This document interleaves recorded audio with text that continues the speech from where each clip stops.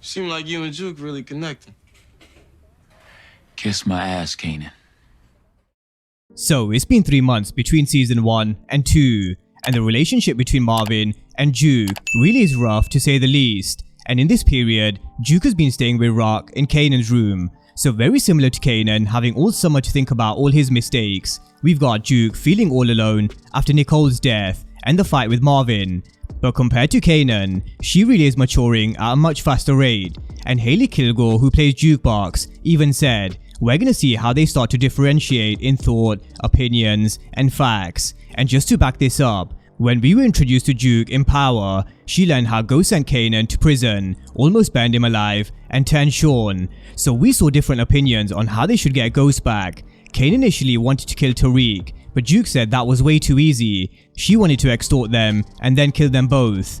And even though Kanan grew a soft spot for Tariq, Juke was someone who always stuck to her plan. So that's an example of them having a different thought process and opinion in Power, and it seems like we're going to see a lot more of this in season 2 of Raising Kanan. But in this video, we're going to have a look at the broader perspective in terms of her relationship with Marvin, her music career, and how she's going to reconnect with Kenya. But in episode 1, we started with Jukebox character at Nicole's grave, and she recorded a song for her, and it was titled It Hurt So Much. And this is where we are with Juke. She's hurting over Nicole's tragic death, and the most common reaction to a sudden death is always shock and uncertainty, and this can sometimes lead people to feeling disconnected to not only your feelings but more so to other people, because Nicole was the only person she could be Laverne with. But we are slowly witnessing the death of Laverne, especially because she is a character who knows the world they live in and what it really is. And so she knows herself, life moves on, and death is a part of the game,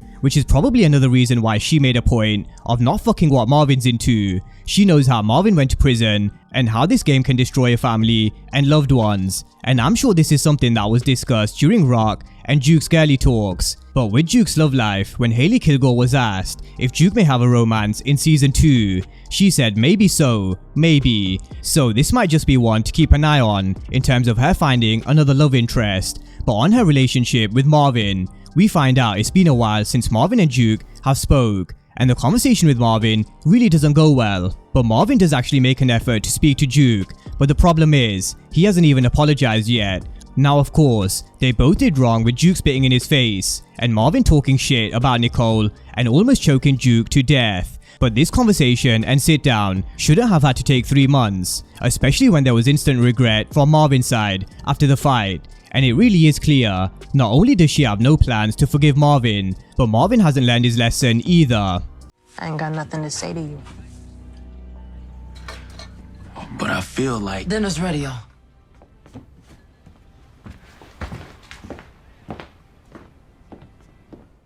So did you guys notice how Marvin's tone of voice shifted into anger when Juke rejected his approach? So just before this escalated into something else, Rock interrupts, and her speech about family and blood being thicker than water was aimed at everybody, especially the beef between Marvin and Juke. But it clearly shows Marvin's got a lot of work to do, and rewinding it back to season 1, Juke told us how she had a chance to go to Stuyvesant, just like Kanan did, but Marvin's never really paid attention to Juke or her studies, but all of a sudden, now he is. So, what classes you taking in school this year, Juke? So again, Hailey Kilgore did mention that this is a relationship that's going to take a lot of work. It's going to take a lot of work to see if they can repair that, and it really does need a lot of work, especially from Marvin's side. So Renee and his anger management classes will hopefully make him realize what he needs to fix in order to actually rebuild his trust and relationship with Juke. But is it too little too late? I think it is, but I'm sure Marvin will try and try again. But let's talk about Jukebox's music career, and this is one of the reasons why she has a real close bond and relationship with Lulu. Where Marvin doesn't really take an interest in Juke singing, Lou does. We saw him supporting Juke in season 1 and even getting her some studio time, but Lou showed us in episode 1 he's all about business, and he showed it when he said fuck famous, because if he doesn't put the work in, then why should he? He's all about sales and building this legit business and coming out of the game. And someone who's caught his eye is Ziza. He met Ziza at a red light, and I think this is someone who could be another love interest for Lou, especially considering Jessica's doing her own thing with Crown. But I'm sure we all noticed Jukebox's face when she heard Ziza singing, and I can really imagine a scenario where Lou starts to give a lot more time and attention to Ziza, which really could make Juke feel a lot more isolated than she already is. But how does this impact Juke's music career? I don't think we'll see Jukebox go down without a fight, so I'm sure we're gonna see her put in the work that Famous doesn't. But we all know at some point her music career will crash and burn, and she'll go down the route of becoming a cop. So it is worth mentioning we saw a brief bond build with Detective Burke in season 1, and it was after Nicole's death because they have something in common. They're both into girls, and Burke is someone who understands Juke and wanted to be there in a time of need. So I'm sure Burke and other factors will push Juke into becoming a cop, and we'll start to see signs of this as season 2 goes on. But what about Jukebox's mother? Because we saw Juke find a box of photos, but one which caught her eye was of her in Kenya back in 1975. An episode 2 trailer showed Juke questioning Rock about her mom, and eventually she will track her down.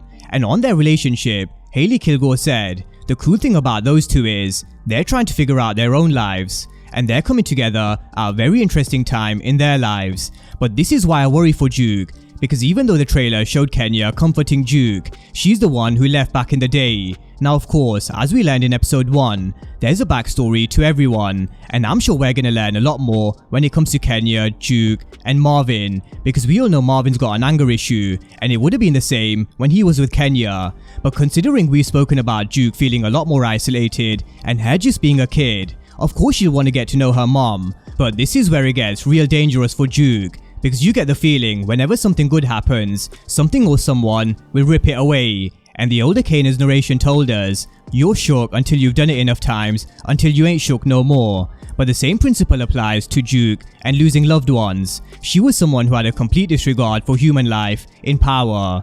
We saw it with Wookie, Dirt, and the way she wanted to kill Tariq and Ghost. So I think there's a rough journey ahead for Juke, where she may have another love interest, she may build a bond with her mom, and her music career may actually take off. But again, I think each and every single good moment will be ripped away until she's left with nothing and numb to the pain. And that's a breakdown of where we currently are with Jukebox. Her relationship with Marvin needs work, and it may never be the same ever again. But she's also working on her own shit. She's got her music career and a potential new rival in Ziza, and maybe Kenya's introduction could be good timing, or maybe not. But drop all your thoughts down below on all things Jukebox, and of course, if you are new to the channel and you haven't done so already, then remember to smash the subscribe button if you want to see everything Power Book 3 and Power Universe related.